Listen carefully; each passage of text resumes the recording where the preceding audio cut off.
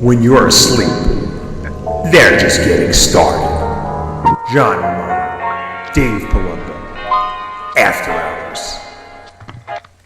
All right, it's that time again, After Hours, and I'm Dave Palumbo, and I'm back again this week with Gregg Valentino and John Romano, and we might get a surprise Skype in by Jimmy the Bull Pelleccia, who was on last week on his 60th birthday.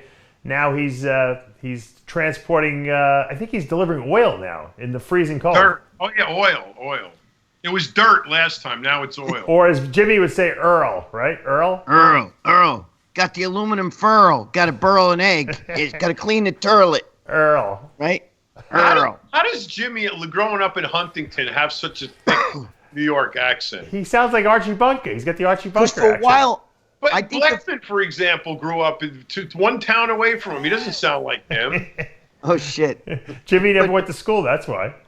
I was one town away. I was in Woodbury, right next to Huntington. I don't talk like that. Well, yeah, Is that where you were from? Woodbury? Yeah. Woodbury out there? Because your dad's a doctor, that's why. But wait a minute. I think he also he was living for a while in Brooklyn and shit. I don't know. Yeah. Was he? That's the Brooklyn. Yeah. He he grew up in Brooklyn. His accent is, I mean, all of us sound like we're from New York, but he is very thick. Yeah. He has that old, like, fucking Ed Carney. You remember Ed Carney? Hey there, Ralph. You're going to clean it.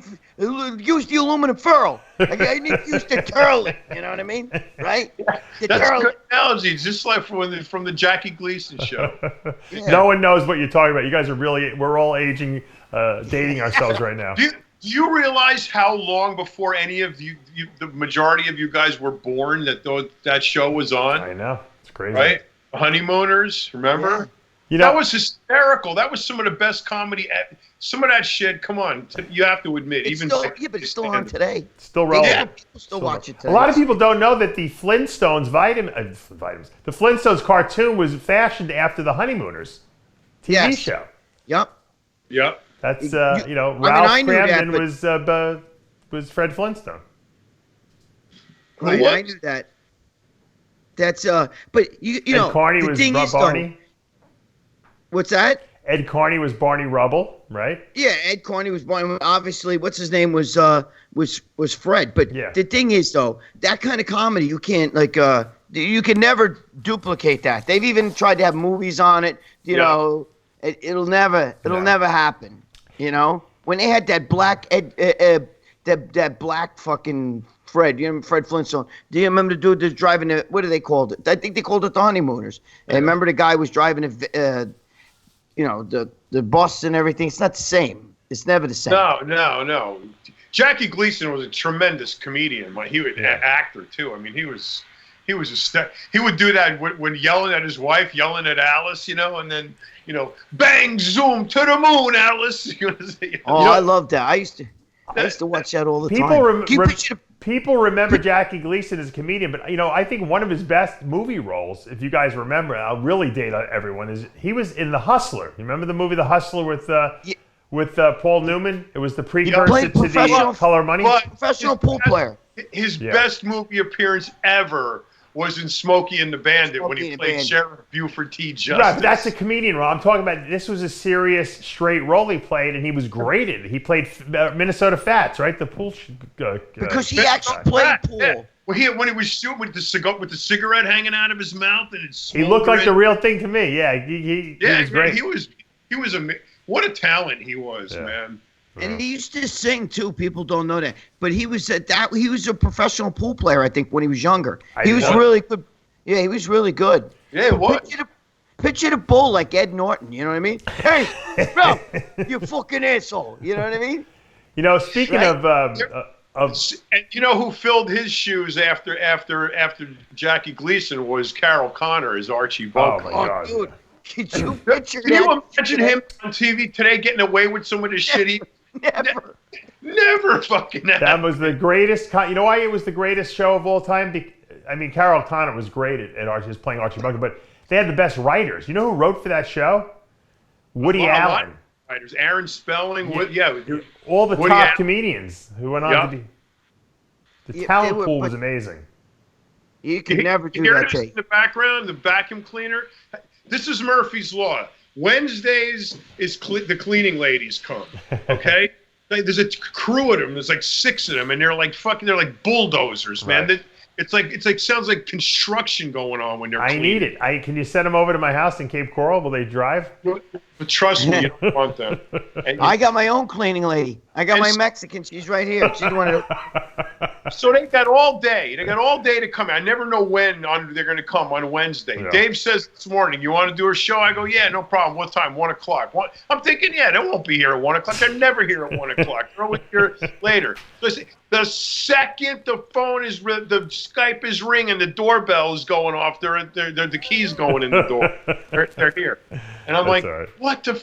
How? What? So I got that going on. We can't hear it. We can't hear it. Did you? I don't know if you guys, have been following. I don't really watch movies anymore because I have young kids and I don't have time. But one of the greatest movies I loved growing up were the mobster movies. The Godfather, Godfather 2, Goodfellas, Casino. Right? I saw it. They got the new movie out. I don't know, by Martin Scorsese, the Irishman. I saw it. You did? All right. Now I only saw half of it, so I don't want to give away anything. I don't want to talk about it. But I was very upset that I was not going to be able to go to the movies because it's a 3.5-hour movie. I'm like, I'm never going to be able to go with my kids. It actually is a Netflix original. It's on Netflix. Can you believe this? Right to Netflix. Yeah. I saw the whole thing. It's phenomenal. I loved the first half of it. I saw. I'm taking my time. That's how good it is. It's just I can't stand seeing De Niro. Well, first of all, I don't like De Niro because the whole fucking anti-Trump bullshit and the way he has meltdowns like a kid. It's okay if you don't like Trump. He looks very old in the movie. That's what I noticed.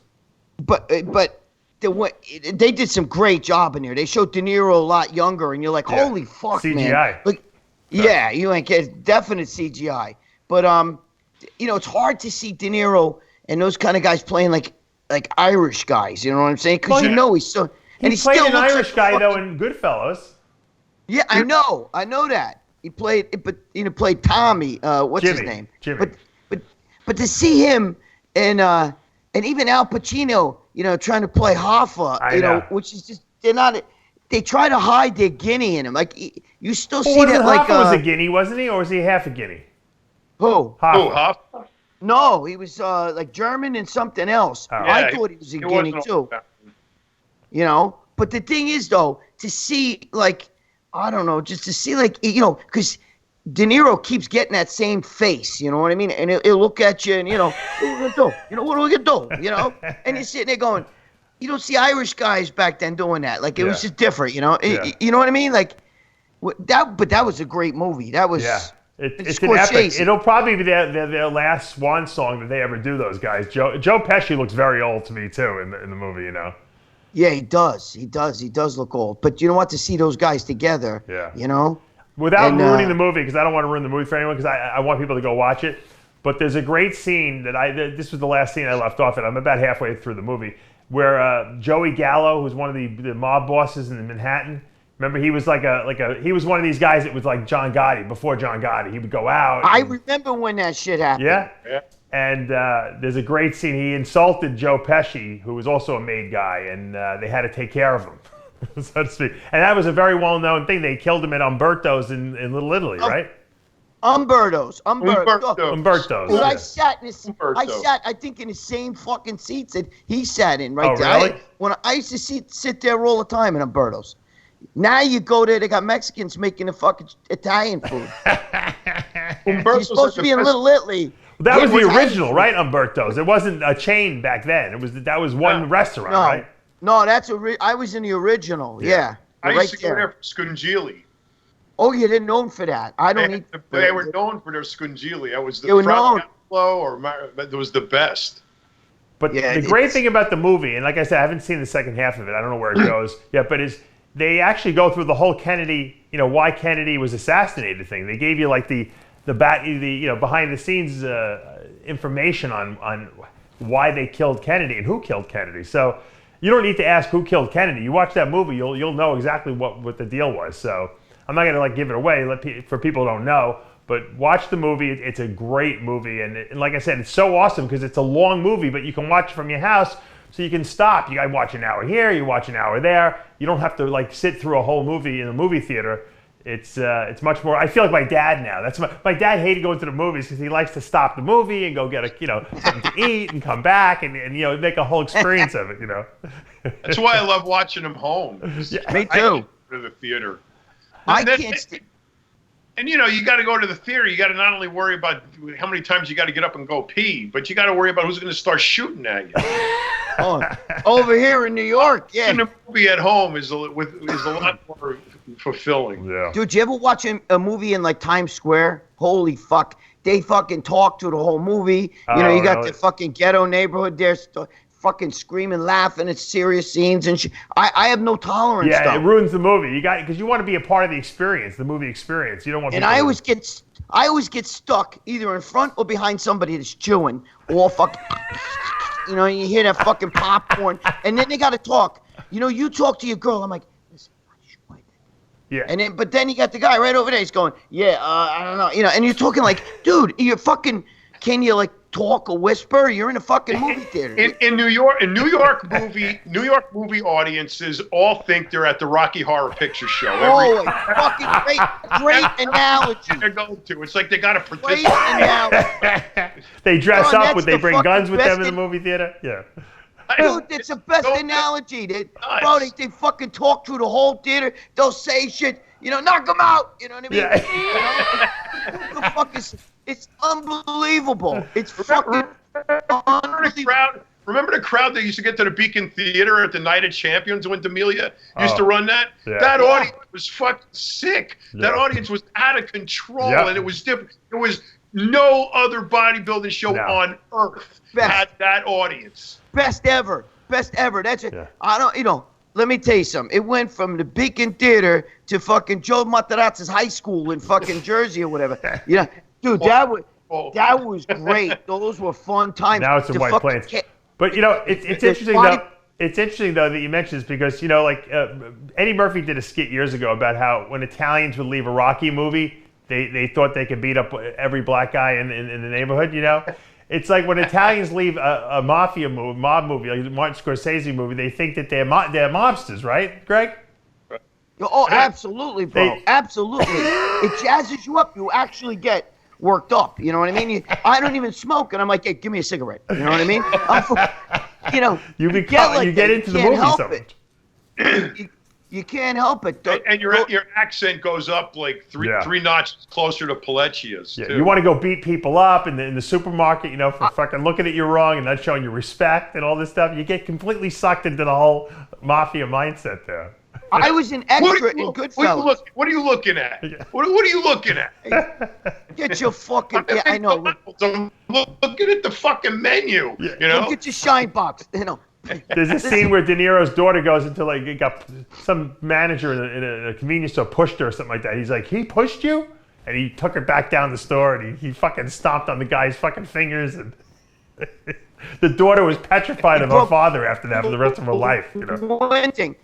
But today he get arrested for that. Don't matter what, Well, it doesn't matter. He could have grabbed your daughter's ass. And with these liberal shit that's going on today, and de Blasio, that loser, they'd allow that shit, Yeah, you can't beat. But dude, I was an extra in the movie Goodfellas. Only in the jail scene. You can't even see me. I was with my wife. She was an extra too, my ex-wife. Oh, really? It was filmed at Girls and Boys High School in Manhattan. Oh, it wasn't filmed at a jail. That's all it was. But I saw Scorsese and I saw De Niro. Right. There. What were you doing? What they were like in jail? Is that with the jail scene where they were actually cooking and stuff? Scene, and we were with a big scene where they put everybody in the we were all in the background. We had to dress like 70s. Right. Because it was filmed in the 70s, and we got $25. I was an action. You're like a face in the crowd, but I was there. You know what I mean? That was a great movie. It was fucking how I got the gig. I was in Umberto's Clam House with Scott Sheldon, a whole bunch of big bodybuilders that we were younger, and this guy goes up to us, hey, well, I'm a casting director. We're casting for a Robert De Niro movie. You guys want to be in it? And I'm like thinking oh, fuck, are you kidding me? First, you don't think he's real. Then he gives you the business card. And then, we made some calls and it was legit. So we went down there, Boys and Girls High School is where it was filmed. Wow. Right in Manhattan. Cool. That's cool. If you notice, in the very beginning of The Irishman, Paul Sorvino, who plays the main boss in the Goodfellas, had a tiny little scene where he gives some money to De Niro. Did you catch that? Wait, which part was it? I think it was like the laundromat. He had to give De Niro like an envelope of money, and he's like, here. It was definitely him. Oh, yeah. Remember that scene? I didn't notice that was Paul Sorvino. That's Paul Sorvino. Yeah, I think Scorsese snuck everyone in there, like little cameo scenes. He's been in every single mafia movie ever. He was made. great. He's just probably very old now. I'm sure he probably couldn't get a main part. Doesn't matter. There's a part for him. You got to do it, though. You got it. You got to do it. It's not a mafia film without him. Right. He was great in that movie. He made the whole movie, as far as I was concerned. Now, my whole family's name is Paul. So Greg, that's for a Ginzo. That's a fucking great entry in your CV, is to say I was an extra in Goodfellas. Yeah, but that's like saying I was one of the people in the crowd in Rocky. You know what I mean? Like, yeah. Like if you're walking, like you see that banister right there. There's heads all sitting. You can't see me. My ex-wife, the mother of my children, was in it too. We all had a dress with 70s shit. Yeah.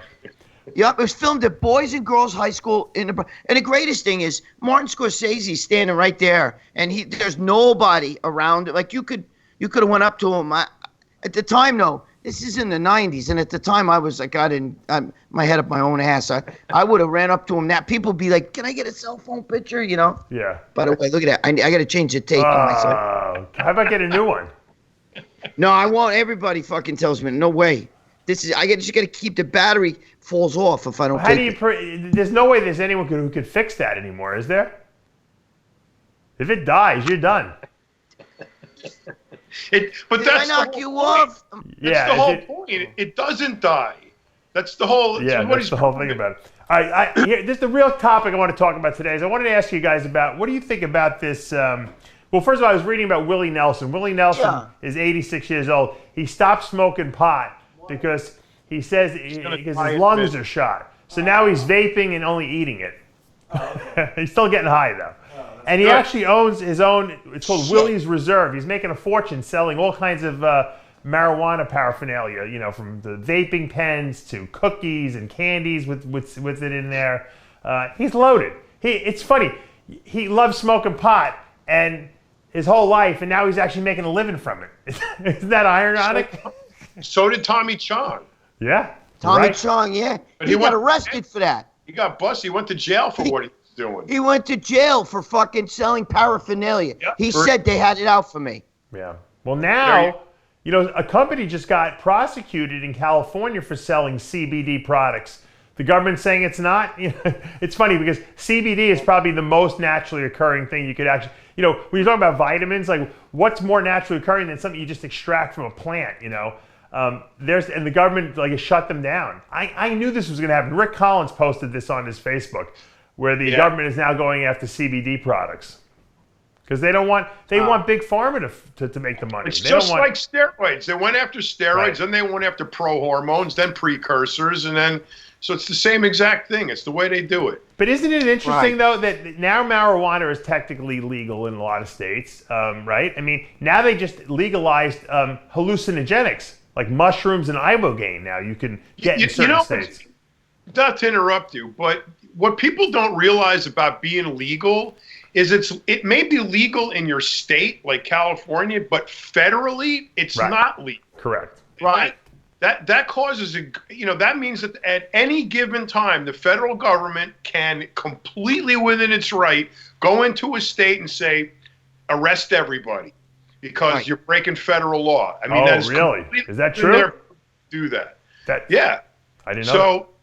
So there's a cloud hanging over this industry to begin with, and the feds going after now CBD products is only strengthening their position. So, state by state.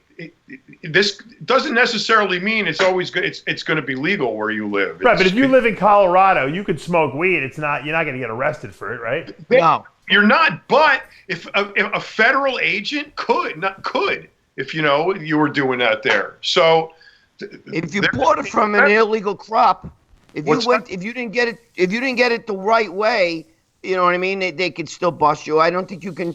that doesn't mean you can grow your own pot and shit like that. If you know? were growing pot on federal land, they would arrest you right then, right there. Oh yeah. So that But you know what?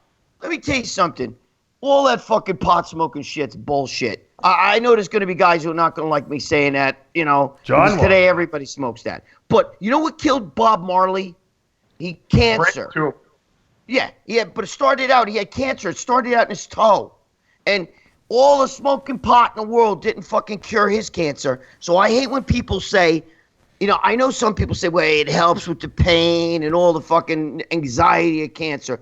But when they start that shit, I've heard people say, it cures cancer. Well, if it didn't cure Bob Marley, who's the father of fucking...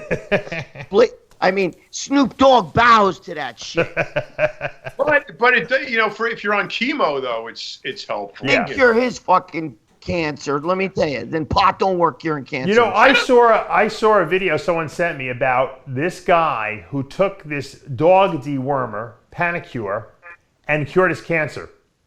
And he swears by it. They're doing studies now with it. They don't know how it worked. He had stage 4 small cell carcinoma of his lungs, which is deadly within weeks. And the doctors basically said, go home, call hospice, make your last rites. You're not going to live. He went on, he tried this thing and it cured his cancer in like 3 weeks. Now, you could Google it. There's plenty of stuff out on articles about this. It's pretty impressive. I sent it to a few people I know that have cancer to try because you can't hurt, at this point. But can you imagine if a simple dog deworming medication would cure cancer? They'd have a nervous breakdown in the government. The big pharma would lose their fucking mind. Back up. Yeah. You're saying, what is this product? What is this substance? It's the actual generic name is furbendazole. And it's also known as Panicure. If you have dogs, you deworm your dogs with it. That's so a dog dewormer. Right. What about the virus that somebody just invented in another country that's curing cancer? I don't know about. That's not the BCG vaccine, is it? That they had for years ago? No. This is brand new. I forgot what country figured it out. You got to see this YouTube video with this guy being interviewed who was cured. He's like, look, I don't care what people say. If I help one person, he has a blog he does in this thing. He's like, I'm not making any money from it. It's a dog. I don't make the medication. He goes, a vet suggested it to me because he knew I was at stage 4, and I tried it and it worked. That's all I can tell you. What do you got to lose at that point, right? But what do you think? So, I think there's a lot of probably cures out there that the government doesn't want us to know about because big pharma, the companies that make these pharmaceuticals that make billions of dollars a year, finance all the re-election campaigns of all these congressmen, House of Representatives, senator guys. Of course they're going to support these guys because these guys are supporting them. Yep. They support the economies of other countries. Yeah, you're probably right.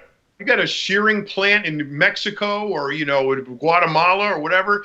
If everybody in America tomorrow woke up healthy, fit, and with no ailments and no need for medication, we would have global financial Armageddon. You're right. Virtually overnight. If the drug industry dried up, that would collapse the entire world economy. Well, it wouldn't. It would just change the world economy to something else. It would collapse it. When you got a country that's dirt poor and they got a manufacturing plant for Bayer, on there, and they're employing 2,000 people. If Bayer goes out of business, Bayer or whatever you want to call it, if they go out of business, 2,000 people lose their job. You know what that does in a country like that? That's devastating. And if that happens, so they go and they grow heroin instead. That's all. They'll make triple the money. It would be the impact. While it's completely implausible, the impact would be so significant. But what it does, though, is it supports the argument that the drug companies will do anything to maintain their position in the economic food chain because they're all the way at the top. Yeah. Once you're up there, you don't want to come down. So cure cancer? Are you kidding me? Why would they want anybody to do that when they can sell, all of their, chemotherapies and oncology drugs? Right. They don't want to cure cancer. You ever notice though that all these U.S. presidents live forever? They live like to 100, all of them. Aside from the ones that get shot and killed. They arrested him, live for 100 because they probably have access to treatments that you and I would never see. They know everything and everyone because as president, you are privy to all that information. So they have their roots and tentacles everywhere. That's true. That's a good point. Bush was in his 90s. Jimmy Carter's in his 90s. Yep. Clinton's old. Is Gerald Ford still? He died. How old but he was old. He was very old too. Very old. He was in his 90s, right? Eisenhower was fucking old, right? Yep. Reagan was old. Reagan was fucking 90-something, wasn't he? Even his wife. Yeah. Wow, you're onto something there. I never thought of that. It's the elite always have access to the stuff that it's like bodybuilders. The elite bodybuilders have the best steroids and GHs, right? True. It's like it's an old boys club. You gotta know someone. Yeah. Wow, can you imagine? I never thought of that, but you're absolutely correct. They all lived to be very old. Yeah. So what do you think about now? Why do you think they're legalizing hallucinogenics now? Like mushrooms and ibogaine? I noticed that certain states now you can get that. Chicago's one of them, I think. Because they're fun. Well, I mean, but why all of a sudden are we getting all this liberalization of these drugs? I'm glad. I think it should be it should be on the person to decide what they want to do or not do. Maybe that's something to do with the right to try, law that Trump passed. It's hard to, if you're going to, I guess, take advantage of the right to try law, and you have cancer or something, and you want to try, mescaline or MDMA. It's got to be approved for human use, doesn't it? I mean, how does that law work? Well, they're giving MDMA to Army guys who have like post-traumatic stress disorder. They're saying it's curing that. So I mean, I guess the hallucinogens are going to fall into that category. I don't know how they're going to make psilocybin, standardized and dosable. So you go to Amsterdam, they got on the corner grocery store, they got like a whole display. It looks like you're going in and you're gonna buy like some kind of soap, and it's magic mushrooms basically. And each mushroom does a different thing. This is the wisdom mushroom, and this is the introspective mushroom, and this is the right. I don't know if you've ever been there. I've taken mushrooms a handful of times, and the problem I always have is dosing. How many of those crunched up little things are you? And then they say, see if you drink it with orange juice, it's different than if you put it with I think I just watched it. If you just throw it in your mouth and chew on it, it's different. But I can never get. I was either didn't feel a thing, or I was whacked out in the fucking corner googling myself. Yeah, I did it once when I was in Amsterdam myself. I was myself. Well, I did it with Aaron and his at the time Darielle was his girlfriend, and they didn't. Aaron is like immune to drugs, so he didn't get any experience, and his wife was like freaking out. I did a different type. I did a more introspective one, and they were bringing me down, so I had to leave them. I had to walk away from them, and I had to like just do my own thing, And it was, I felt good. It lasted about 4 hours. The great thing about those, as soon as it wears off, it's done. It just stops. You feel normal. Imagine the show we could do, both of us tripping on. We have to go to Colorado and do it, or We'll Chicago. Skype it. We'll get Tyler, the creator, Gak too, because then he'll definitely want to do them as well. Yeah, might as well. We'll have all kinds of like weird colors on the screen and stuff like that, because he won't be able to get the white balance right, And Gregg should stay straight and be like the mediator, I won't be able to stop laughing. That's crazy. It just goes to show you, though, and I said this I don't know if it was on our last show or a different show, but, I remember the days you can go into like GNC and buy, GHB legally. GHB. Yep. And a month later or a day later, you did it, and it's a controlled one substance. You go to jail, Clenbuterol, too. Was clenbuterol legal? No, I'm thinking of ephedrine. Oh, ephedra, yeah, that was legal too, right? Yeah. You could go buy pure ephedra. People were probably cooking that stuff up and making crystal meth out of it. Yep, you could. Speaking of Gregg, where the hell is he? I don't know. Did we lose him? I guess we must have. How long has he been off? I don't know. We're just doing our thing. That's what we do. We talk. We don't really talk about very much, but we talk. At least we talk, right? So, okay, so let's do that. Mushrooms, we'll call it the Mushroom Show. Okay. We got to what we got to do is we got to go to Costa Rica with Dorian and do one of his ayahuasca ceremonies, there that he has going on, and film from there. That's what we need to do. Well, in Mexico, Costa Rica, I did a thing in the jungle where you drink like this stuff. It's ayahuasca. That's ayahuasca. Some kind of peyote. It's ayahuasca. No, I don't know, and I don't remember what green, it was called. Right? It was a green plant. But you're with the Indians. It's the ayahuasca ceremony. Yeah. Yeah. I don't know what tribe it was, but yeah, you drink this stuff. No, it's not a tribe. It's called ayahuasca. That's the stuff you drank. No, I'm talking. I don't know what's the guys that you do it with, whatever they're called. The shamans. The shamans. Yeah, whatever. I call them Indians. I hope I'm not offending anybody. I'm sure you are. The indigenous people, right? Who and they were like all wigged out into this. They got like paint and shit on, and yeah, man, we drank this tea. It was like warm. And the whole night, we just sat around the fire and they were tripping about. They were trying to get like the elders, to come and talk, and they were trying to sell that to you. Yeah. You got to kind of believe what's going on, but boy, you're out there though. It's pretty amazing. I tell you, when you do those type of things, that's not like going to the Sound Factory and dropping a few ecstasy pills. That's a journey, an emotionally like wrenching journey that you're exhausted from when you wake. You can't wait for the stuff to wear off because it's emotionally draining too. It's very therapeutic, but it's emotionally draining. Sure.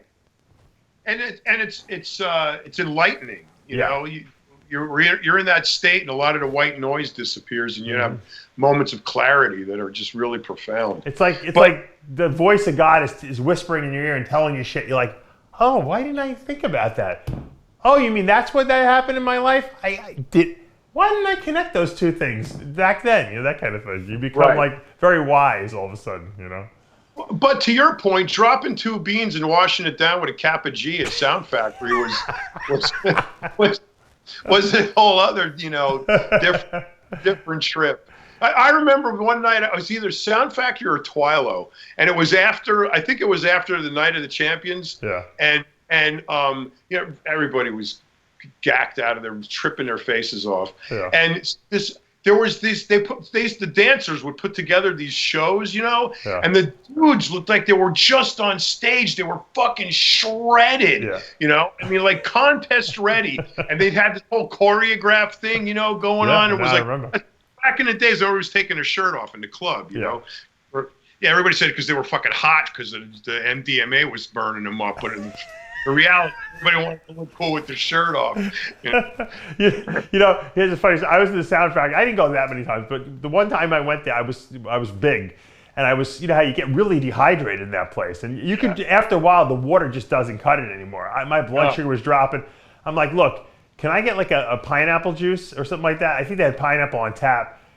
I got so sick from the pineapple juice when I was driving home. I had to stop it. I threw up because the pineapple juice probably had been sitting in the tap probably for 6 months before they ever used it. Because no one bought anything but water there. Because there was no alcoholic drink served there. It was nothing. Everybody was water. It was $5 waters or 10. No, the waters were $10. Yeah, can you imagine how much money that place used to make? Oh my God! I'm back. What did I miss? Weren't they $10? How much money would the Sound Factory make, Gregg, on waters a night? Oh fuck! Oh my God! They were like $10 or more. Yeah, right. Yeah, and they made a ton because everybody with that they're chewing. From fucking taking ecstasy, they got dry mouth. Everybody had cotton mouth. Right. Everybody's sweating. Oh man, King Kamali. I used to be there with him. He would be buying me these like sodas and shit, and it was stale, like Diet Coke. I told him the tap was disgusting because no one ever really drank anything there. He would know be what buying all this shit. I would always get a kick out of going into those clubs when you're like getting them from the outside.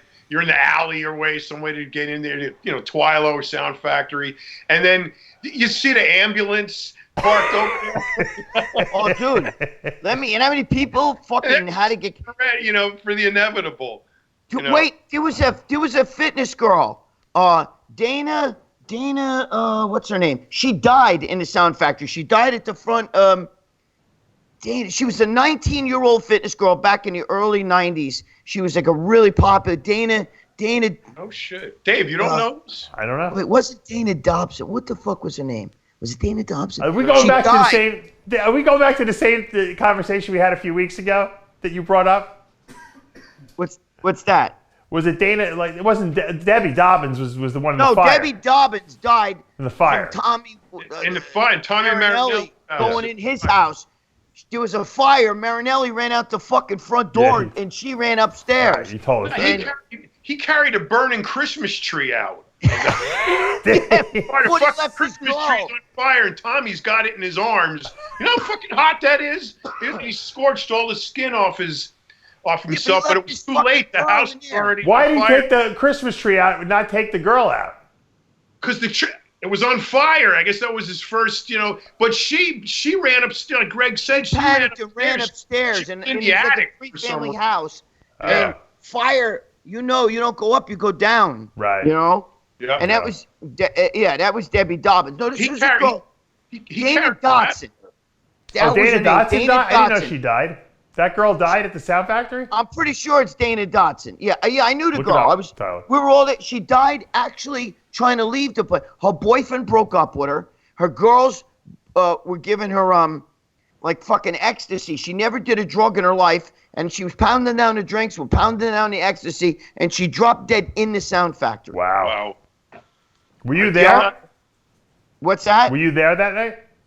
I was there, but I didn't see her die or anything. Right. Did you go every single Friday and Saturday? I used to go like Saturday, and then we'd leave like with Bob Bonham. We'd go there like literally like 5 a.m. is when shit started picking up, Junior Vasquez and all that shit. And then we'd leave like Sunday fucking later on, you know? Now, what would you and Bob Bonham do there the whole time? Fucking what everybody else did. We'd socialize, you know? I'd be there with King Kamali. Yeah, but you didn't do drugs, you told me. No, I didn't do drugs. No. I don't know. I never understood how people hung out at clubs without doing drugs or drinking, because what were you doing? Were you selling steroids there the whole time? What were you doing? No. Chasing around girls, just being in the atmosphere. You know, it's a whole social atmosphere. Right, but I didn't drink. It's hard to keep yourself awake, though, that long, you know? He was probably very entertained. I got to tell you something. The music was so loud, and you're in like sensory deprivation. It's dark in there and shit. Yeah. By the time you come out, you know what I'm saying? It's light out and shit. You're out like this. You had to have sunglasses. You couldn't. Your ears are fucked up. Would you be on ephedra though? Like, would you take because I know you were into ephedra and stuff like that. Sometimes I would be on ephedra. Dude, you didn't have to. They sold Rip Fuel and shit there. You know what I mean? Would you drink those? No, I'd have to shit. If I drank those, I'd have to shit. Dude, you shit in there and you see like fucking dudes looking over the fucking, you know, from the other stall looking in at you. Hey, what are you doing? You got something in there? You know, like you're doing ecstasy. Yeah. I'm like, no, I'm really in here taking a shit. You know what I mean? You guys are doing drugs in the stall because girls would be giving blowjobs in the stall. Guys would be giving blowjobs in the stall. Everybody's in the fucking, you know what I mean?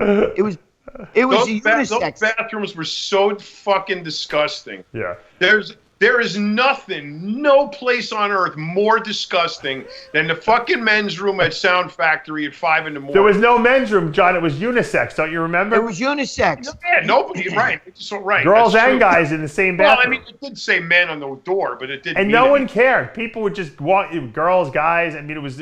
Yeah, sometimes taking a piss. It's two girls making out and standing up against the wall behind you. Sometimes you'd open up a stall and you'd see the hottest girl standing there, fucking gorgeous.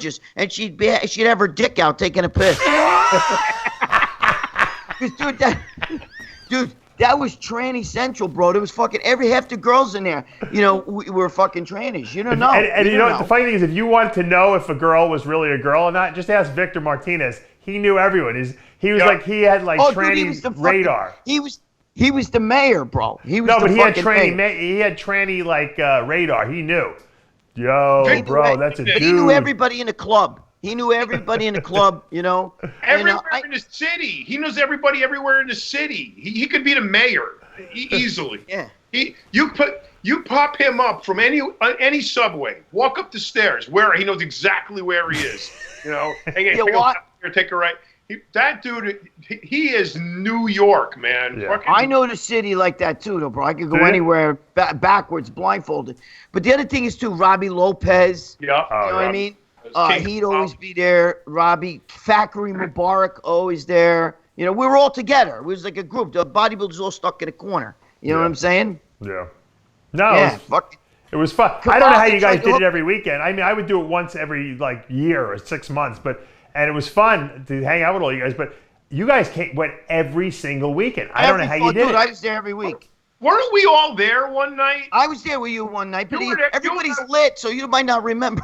No, I knew. No, you were trying to introduce me to two trannies in a bar upstairs. No, those were girls. That was Kamali did that to me. I'm talking. Some girl's talking to Kamali, and she was into him, and he goes, yeah, you know, Gregg, and he starts talking to me, and I'm looking, his fucking girl was hot as hell, so I'm kicking it to her, you know what I mean? And, you know, but she didn't want me, she wanted Kamali, you know, but Kamali knew, and she was this, like, Asian fucking, like, blonde Asian from Boston, and it was a tranny, and he was trying to pull her off on me, he kept going, bro, you can fucking score with that, I know you could, you know what I mean? So I tried. I was like, what the fuck, you know? But I don't think you'll ever see that duplicated ever again, right, Gregg? Never. Dude, you go there. All the guys from Law and Order were in there. I'd be sitting there. Oh, look, like the cast, they were all out and shit. The one guy is a dark-haired guy in that fucking show, and he was there fucking lit, you know? Madonna be there because Junior Vasquez used to spin there. Yeah. And he was Madonna's like best boy, and that was her boy. So you know, Madonna be there and shit like that. And you know what's funny? Madonna would always have gays, trannies, and everything around her. She didn't even like the straight people. You know what I mean? She had a crew. It was a fucking. Dorian Yates was whenever he was in town. I told you he was there. He'd be lit. Remember that time he was at the bottom of the stairs, like with the light. Yes. He was all by himself. He had the mesh tank top on. Yeah, mesh tank top. He'd be in a corner, and you know he'd be like fucking lit, just bouncing and shit. And you think, look, there's Mr. fucking Olympia, like 6 times, and he was lit. Everyone was there though, Gregg. Place he was like under a spotlight. Remember? Yeah. And he was all by himself. Shiny disco balls. That song was coming out. Yeah, but you know, everyone was way more alert until Robbie Lopez got there, and then all of a sudden, you went into the tunnel, right? The hole. Let me tell you something. The K-hole. The funniest fucking thing was seeing Robbie Lopez was there, and him and fucking Titus. You know, Titus wanted to swap girls with him that night. You know what I mean? and then poor Robbie's got to sit there, and he's watching his girl sit on Titus's lap.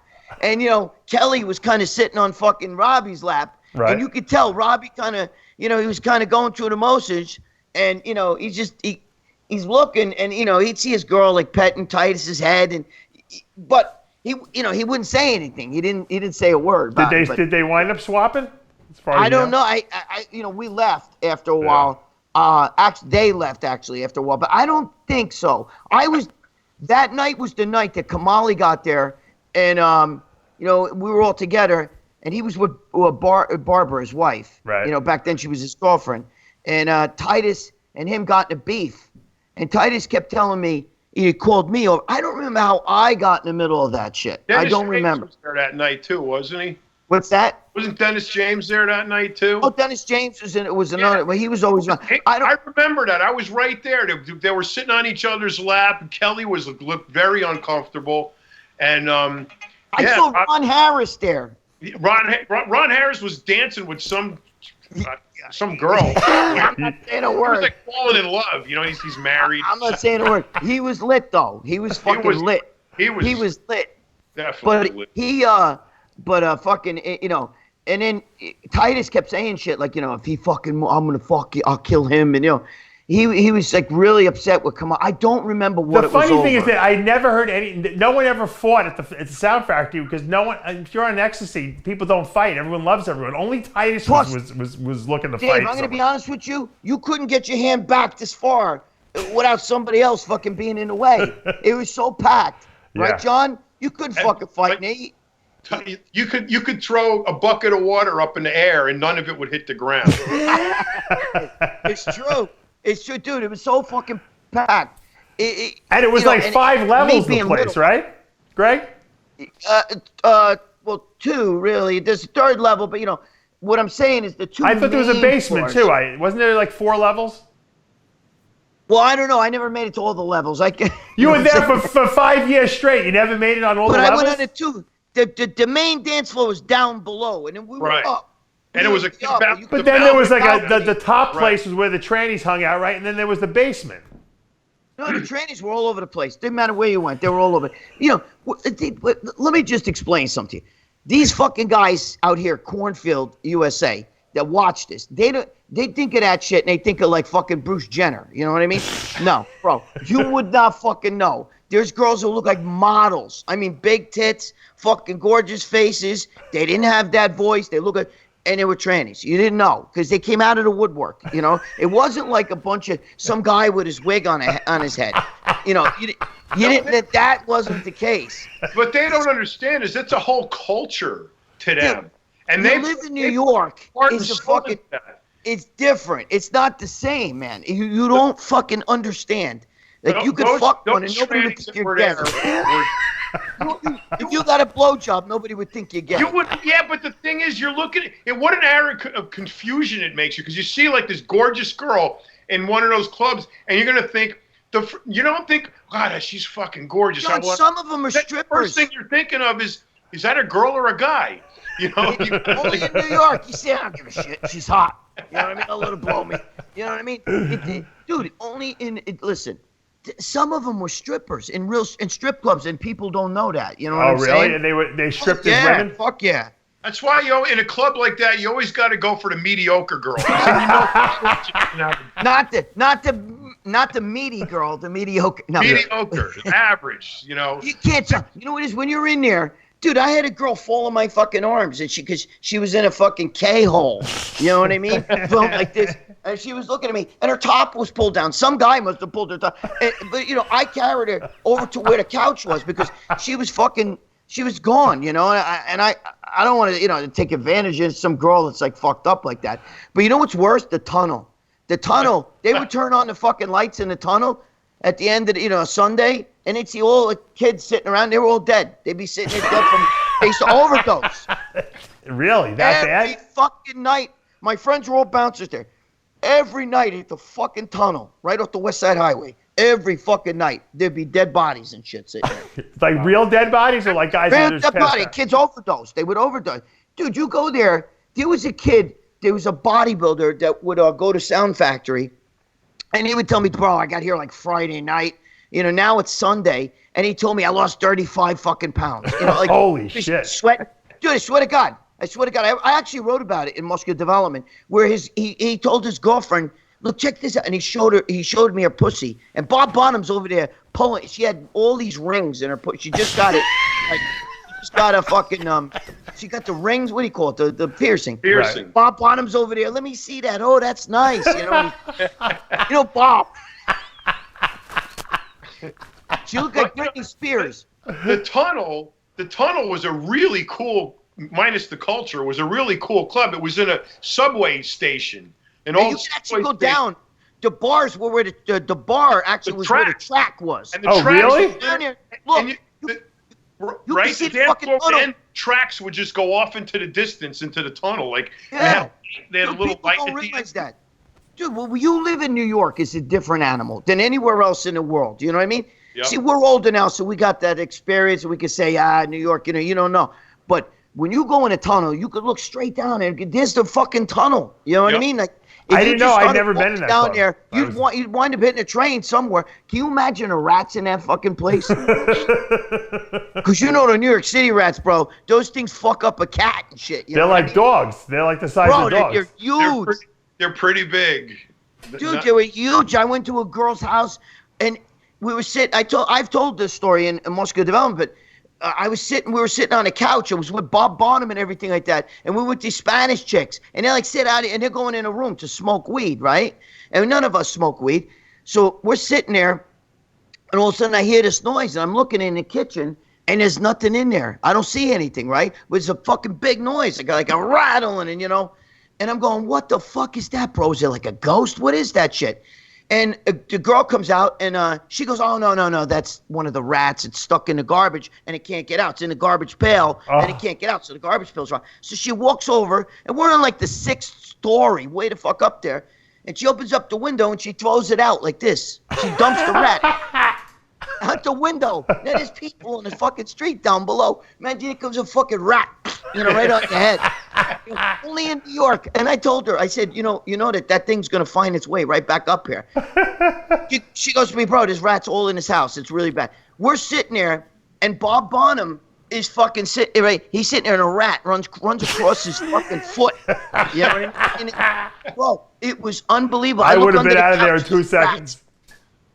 What's that? I would have been out of there in 2 seconds. I probably would have had a snake and just let it roam around and Dude, I hate knock to the rats tell you, off. I know you got some good snakes there. Yeah. But unless you got a badass big one, the rats would be fucking that snake. Dude, the rats there are fucking huge. They got videos of rats in New York City. Yeah. Where they're eating there was one video where I don't know how people sit there and watch this because I can't stand rats. I would have helped out the fucking dove, but the doves all over the place there, the fucking pigeons. Yeah.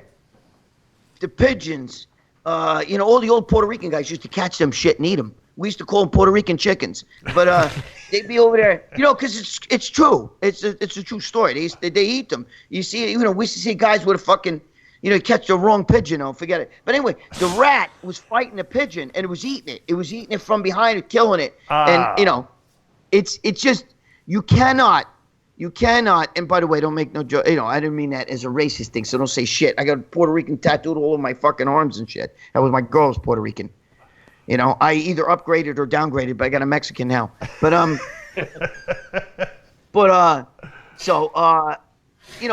it's fucking New York City's its own entity. People don't know that though. You can go out and get Chinese food in Chinatown, right? At 3 a.m, 4 a.m, you want Chinese food, and this ain't like Chungking shit that they serve at the mall. They get the best Chinese food in Chinatown. It's crazy, right? It's nothing. It's the city that doesn't sleep. Everything's always open there. Yeah, you talk about Vegas. Vegas is a fucking strip. New York City's fucking huge. You know what I mean? Yeah. So anywhere you go, nightclubs, there's thousands of them. Dude, forget it. You could never. They have a show now about a guy who goes around and tries to stop at every pizza parlor in New York City to see who's got the best pizza. Dude, that's impossible. That's impossible. You could have broke out of Alcatraz easier than find out every pizza parlor and who has the best pizza in New York. And they all do business. Greg, they all do great business. That's the funny thing. Greg, who do you think is the best pizza in New York? Everybody swears by Joe's. I don't like Joe's. I don't know. I sometimes I go to there's a few. Lombard. I don't know. There's a few on 6th Avenue that I like. I don't like any of the pizza in Little Italy either. It's not. I like it has to be cheesy for me, and I don't like when you give a slice this big. You know what I mean?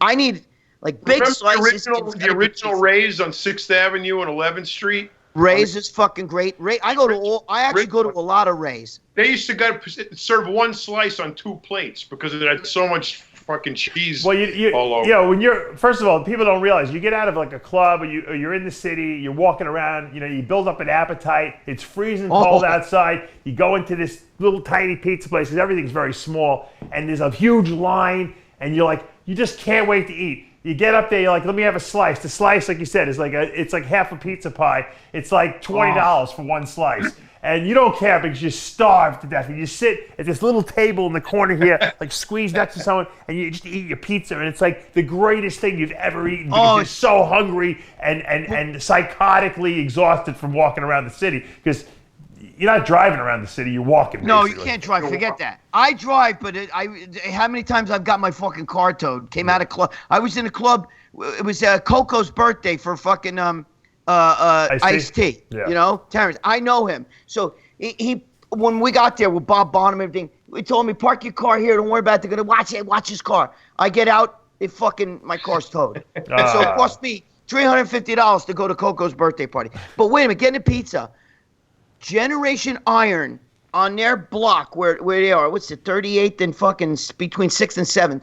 I think it's 38th. I always get 38th, 39th. But regardless, right there at the end of their block, there's $1 pizza parlor. They give $1 a slice. Right. Dude, it's so small. They're working out of a closet. You can't sit in there. Yeah. It's tiny. But, bro, that's fucking... It's a greasy fucking pizza, but it's really good. I go there all the time. When I go to Generation Iron, I go all the time. I'm like, I'm going. How many slices are in a pie for their pies? 42. No, he said it's tiny. They give you a goddamn big slice for $1. That's crazy. For $1. Well, pizza's one of the cheapest things of all time to make. Oh, yeah, dude, you know what? Yeah, but what about Gray's Papaya? Do you ever eat Gray's Papaya? The hot dogs? The hot dog place. Yeah, I used to go to a sushi place down the block from there. It was great. But you know Jimmy what? Bull likes that. Gray's Papaya. Oh, I love Gray's Papaya. I like the He's a hot dog connoisseur. Hot dogs. Yeah, he is. Carts. What do you like? Oh, you like the carts. The dirty water. Here's my solution. After I'm trying to put the whole show together in my head and tie it all together. I think what they should do is this is with the combination. They should make these hot dogs and they should put hallucinogenic mushrooms in them and they should serve them at the Sound Factory of the Tunnel. And you solved everyone's problems, right? What better can you get than that? A hallucinogenic hot dog at the Sound Factory of the Tunnel. Served by trannies. There you go. After hours special, we'll she'll call have it. the hot dog for you. And after hours, and then you won't care if you're with a guy or a girl. It won't matter if they're a tranny or they're a horse dressed up with a wig. It won't even matter. You won't care. You won't even know what's going on. You get the bull drunk, he won't care. No, Jimmy the Bull has his own stories about horses, right? Get her over here. He never called in. I'm upset with him. He might be mad. He might, you know him. I get him driving. The fucking guy, and then go off. It'd probably be a great show. 'Cause when he gets mad, forget about it. Yeah. You know. Oh wait, now he's saying he can't get on. I just got a text from him. Yeah, something happened to my computer. It's an hour anyway. Yeah, he's too late.